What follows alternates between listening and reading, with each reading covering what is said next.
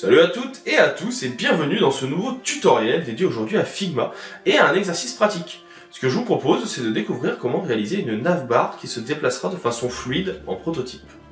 L'objectif étant de prendre en main les différents outils de Figma, n'hésitez pas à le tester avec vos propres visuels et à prendre votre temps. Si jamais vous avez des questions au cours de la formation, je suis toujours disponible dans les commentaires juste en dessous. Et si la vidéo vous a plu, vous connaissez la chanson, vous pouvez liker, partager et vous abonner. Ça permet à la chaîne de continuer à se développer. Dans tous les cas, moi je vous souhaite un bon visionnage de la vidéo et on attaque tout de suite l'exercice. Pour notre prochaine petite astuce, je vous propose de venir faire un petit effet graphique qui peut être intéressant et qui va demander un peu de prototypage. On va commencer par faire ici une navbar. Pour le moment, on va venir l'arrondir un petit peu. Donc là, j'augmente les effets d'arrondi, on va les mettre à 50. Et on va se mettre sur un noir ou un gris foncé, comme on le souhaite. Donc là, on va plutôt prendre du noir. Au-dessus, on va venir rajouter un cercle. Donc je prends mon outil d'ellipse et je vais venir faire ici un cercle qui sera de la même couleur que le futur fond. Et notre futur fond, je vais vous spoiler, il sera en blanc.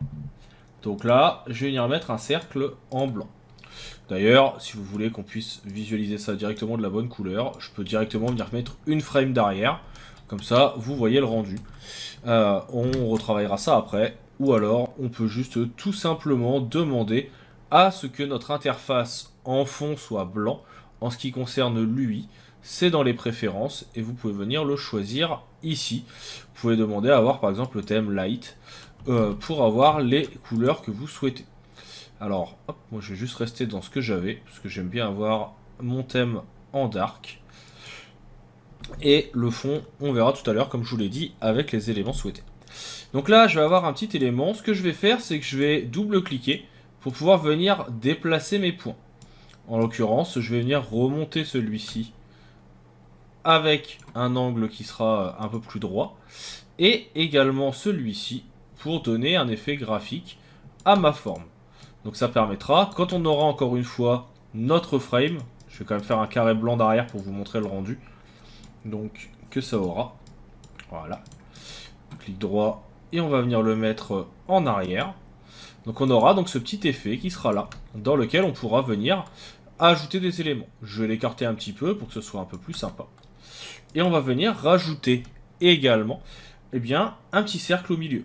Donc là, j'aurai un petit cercle qui sera de la même couleur que ce qu'on avait ici. Ce cercle, on va venir le centrer. Donc pour ça, j'ai les outils, comme vous voyez, de centrage, j'allais dire. Je vais faire un CTRL-G pour grouper, ça me permet d'avoir tout au même endroit. Et puis, on aura ensuite nos éléments qui apparaîtront à côté. Et ça, on aura la possibilité de venir le déplacer comme ceci. Ça sera l'idée.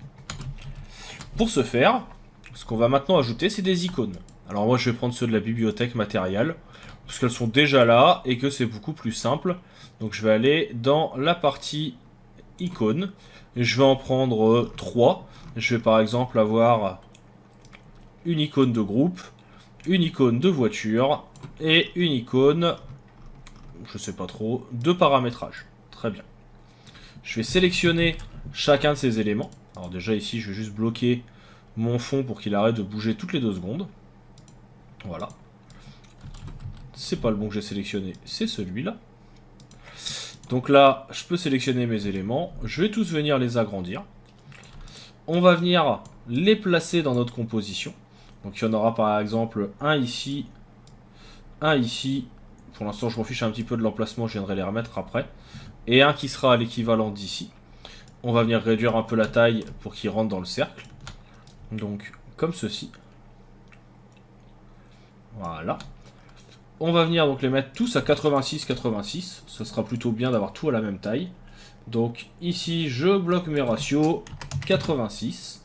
Ici, 86 également avec les ratios bloqués. On va sélectionner tout ce qu'on a mis là. On va demander à ce que ce soit aligné. Et puis, on va demander à ce que nos 3 icônes soient de la même couleur. En l'occurrence, en blanc, sauf celui-ci qui va avoir une couleur un peu spécifique. On va prendre une couleur qui sera par exemple du orange. On va venir ici choisir du orange. Et puis on va venir donc le placer un petit peu mieux dans notre composition. Une fois que c'est fait, on va donc avoir tous nos éléments qui vont être en place. Je peux maintenant supprimer mon fond. Je vais venir sélectionner mes éléments ici. Et en faisant un clic droit, je vais venir demander à ce qu'ils deviennent une frame. Donc pour ça, plusieurs solutions. Et on va cliquer sur Frame Sélection. Ça met tout dans la même frame ici, qui est donc une frame numéro 3. On va ensuite venir dupliquer pour avoir une autre frame qui serait la 4. Et dans celle-ci, on va venir faire des petits déplacements. En l'occurrence, notre élément ici va se déplacer jusqu'à la voiture. Voiture qui va maintenant monter ici. Élément de personnage qui va maintenant descendre. Donc pour s'aligner avec l'autre élément. Et qui ici va passer en blanc. Et lui en jaune. Donc là, on peut reprendre la bonne couleur. On va dupliquer encore une fois notre frame. On va venir descendre avec Alt. Et ici, on va venir décaler notre élément. On le met au-dessus. On descend notre voiture. On remonte notre élément de roue crantée. On change les couleurs. Ici, on va passer encore une fois sur le orange. Ici, on va passer sur le blanc. Et donc, on a ici nos 3 éléments de frame. On peut les mettre dans une section, on peut les mettre sous une autre frame si on le souhaite. Là, par exemple, on pourrait très bien aligner le tout si besoin. On va maintenant tout mettre derrière une frame supplémentaire. Donc là, ouais, je vais mettre une grande frame qui va être derrière. On va venir sélectionner tous nos éléments ici. Et on va venir dans la partie ici composants. Et on va créer un set de composants. Ça permet que tout soit dans la même chose et que ce soit des variantes. On va ainsi pouvoir passer maintenant en propriété et dire que par exemple, quand on clique sur cet élément, on arrive à cette page, on va être au clic, et ça ne sera pas en instant, ça sera en Smart Animation. On va avoir le fait que cliquer sur ce bouton amène ici, que cliquer sur celui-ci va amener en haut, etc., etc. Donc là, il va falloir vraiment faire toutes les transitions, il ne faut pas en oublier, pour que tout s'adapte au fur et à mesure. Et donc là, on est sur la deuxième. Vous pouvez voir qu'on a bien donc une ici, une là, et une là, là ici et là ici. Et à partir du moment où on a fait ça, on va pouvoir maintenant visualiser notre rendu. Pour ça, je vais juste déplacer mon composant à l'extérieur, et je vais aller le récupérer dans la partie Asset, que j'ai créé juste avant, où on va retrouver ici notre composant nouvellement créé. On le fait glisser, et on va pouvoir maintenant visualiser le rendu de notre prototype. On clique sur lecture pour avoir une nouvelle fenêtre, on attend, et on a donc nos éléments, vous voyez, qui sont ici mis en place avec fluidité. Si ce n'est pas assez rapide, vous revenez dans votre composant, vous resélectionnez le tout. Peut-être qu'on veut quelque chose qui soit un peu plus rapide, donc là on va mettre 200. On peut même venir sélectionner tous les éléments d'un seul coup. Vous savez qu'ici vous pouvez revenir à chaque fois mettre 200. 32 c'est un peu rapide. Et donc ça permettra de pouvoir venir adapter le tracé. Vous revenez sur votre prototype, on le reprévisualise, on laisse charger, et donc on va avoir notre animation qui se met en place. C'est à vous de définir le timing et les délais, mais vous voyez que ça marche plutôt bien, et c'est assez fluide.